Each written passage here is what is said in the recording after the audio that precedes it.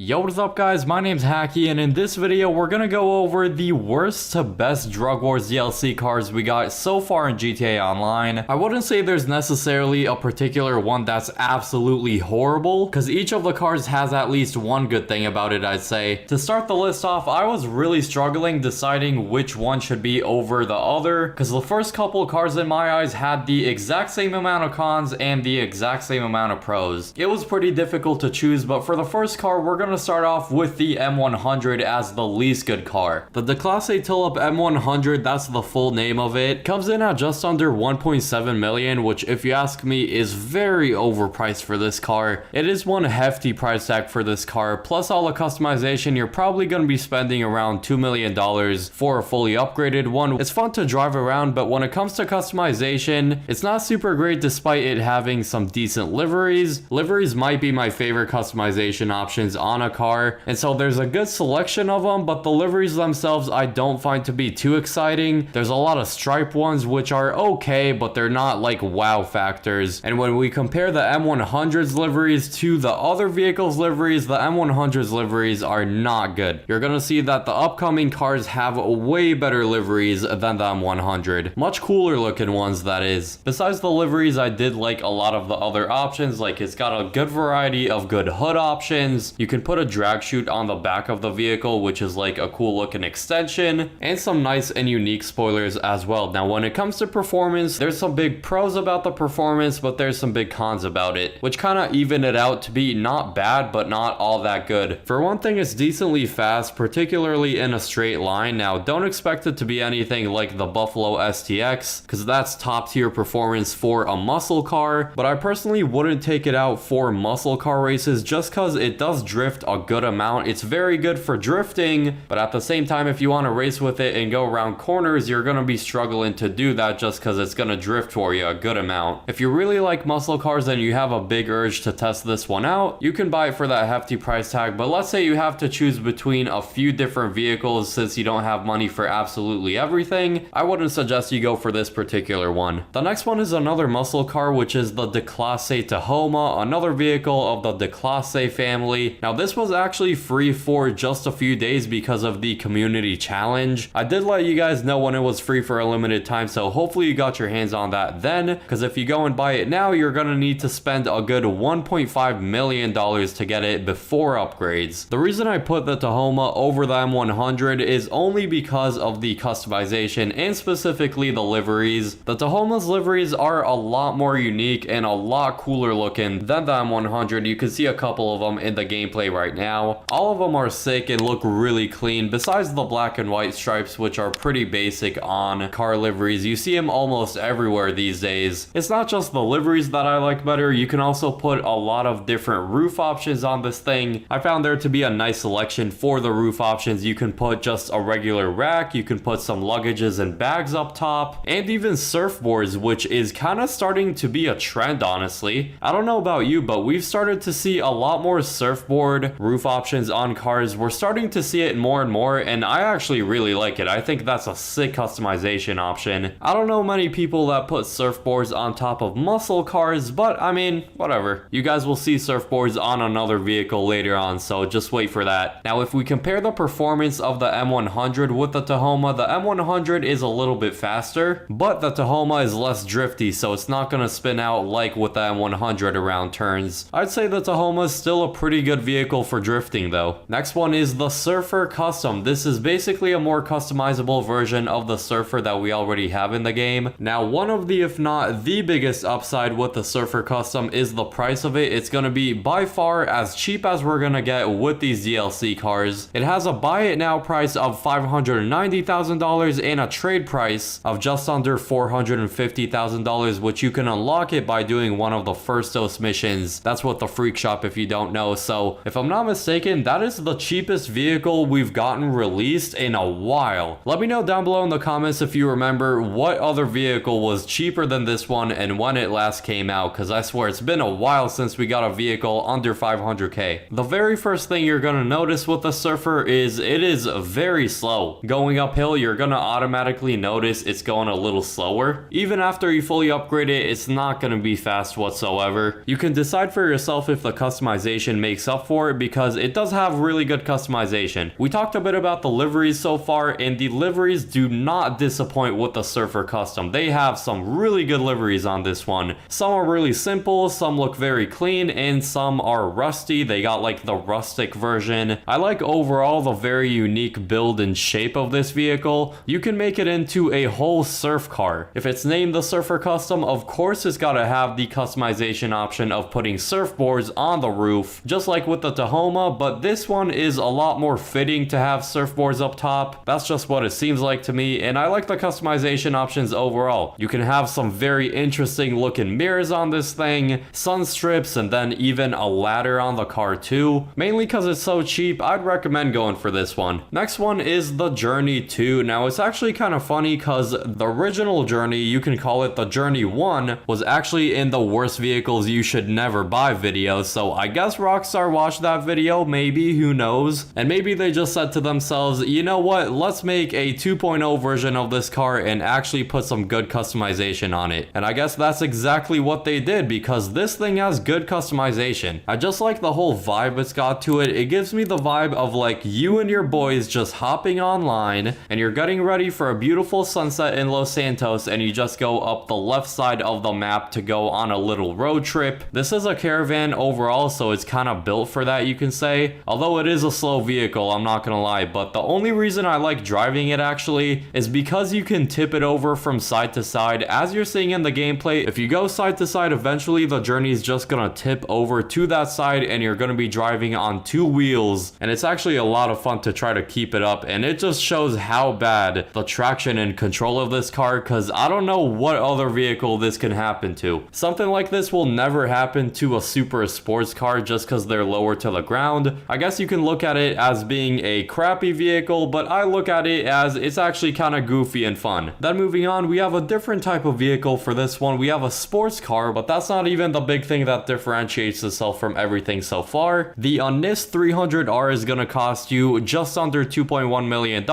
Yes, we are in the big leagues now. The special thing I've been hinting at with the 300R is that it is Amani Tech upgradable, which means, if you don't know, you can put Amani Tech upgrades on it inside of the agency if you have one, and that is a big thing because you can put extra armor, which makes it rocket resistant. Means it's gonna take a lot more than just one rocket to blow the vehicle up. And on top of that, you have a few different options, but one of the options includes the missile lock-on jammer, which makes it where weaponized vehicles that are equipped with missiles cannot lock onto you and they have to manually hit you, which is gonna be a lot more difficult than usual forms. So there's a lot of big protection with Amani Tech, and there's even more features. It's really nice and easy to drive it around. It's got great traction and control. You're not gonna be spinning out too much with this car for sure. I found it to be really hard to actually spin out with this car unless you're going like 100 miles per hour and then doing a sharp turn and going over a bump that just throws you off. Very good control and some decent speed as well. I wouldn't use it for sports car races just because there's better options for it, but driving around free roam with the Amani Tech upgrades and everything is definitely going to be worth it. Since we talked several times about liveries with other vehicles, I should probably mention the liveries are not as good. I would say the Surfer Custom and the Journey 2's liveries are much better than the 300R's, but that's not something that would be a deal breaker for a lot of people. Moving on to the final and best car we have so far from the Drug Wars DLC. It's the supercar and the most expensive one, the Entity MT. You get a very good car for the relatively high price tag of $2.35 million.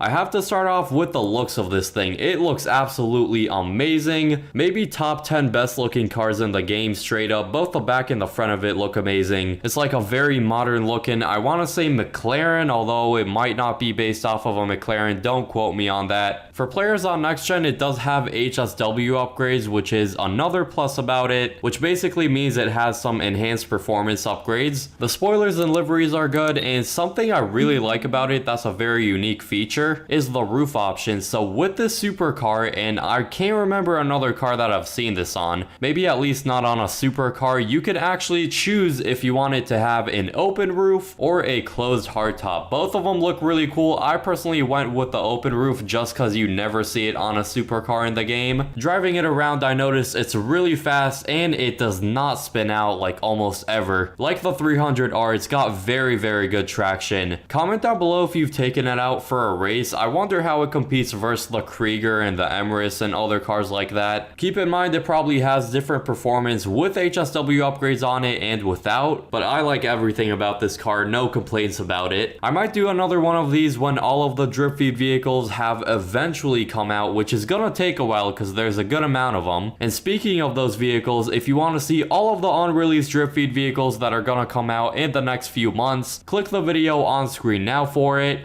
I hope you all enjoy that video, and peace.